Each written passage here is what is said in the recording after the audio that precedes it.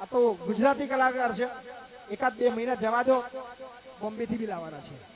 બધી જ દીકરીઓ 100% બધી જ દીકરીઓ પપ્પા વગરની છે અને ઘણા દીકરા પણ મા બાપ વગરના છે. આપણે ફક્ત દીકરી એકલી નથી જોતા, દીકરાઓ પણ આપણે એવા શોધી રહ્યા છીએ કે જેના મમ્મી પપ્પા નથી, જેના અરમાન છે કે એનું લગ્ન ધામધૂમથી થાય.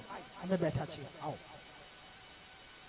સંકલ્પ લીધો છે કે આવનાર 2 વર્ષની અંદર 5000 દીકરીઓ પરણાવવાના છે આ જગ્યા પર. એટલે જગ્યા બી બુક છે, શું જ ખોલવાનું નથી, અહીંયા બધું જ ફિક્સ છે.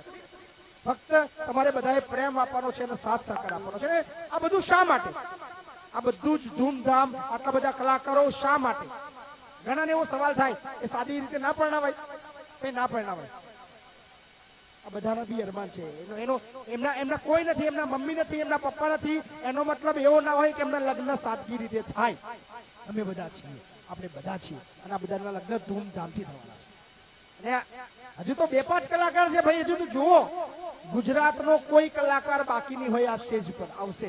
એમના બધાની દિલથી ઈચ્છા છે કે બાપુ અમે તમારી સાથે છીએ.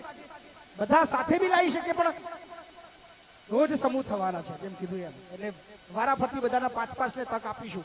અને આ તો ગુજરાતી કલાકાર છે, એકાદ 2 મહિના જવા દો, બોમ્બે થી બી લાવવાના છે. 2-3 હીરોના બી ફોન આયા છે. આ સાચું કહું છું, બાપુ હમ આપકે વહાં पे आने वाले. સો અત્યારે નામ બામ નથી કહેતો, પણ 1-2 મહિનાની અંદર બહુ મોટા કલાકાર બી, કલાકાર ના કહેવાય, બહુ મોટા હીરો જેનો આખું વર્લ્ડ ઓળખે છે, એ બી આપણા અહીંયા સમૂહમાં આવવાના છે. અત્યારે કહી શકો તો ભૂકા બોલી જશે.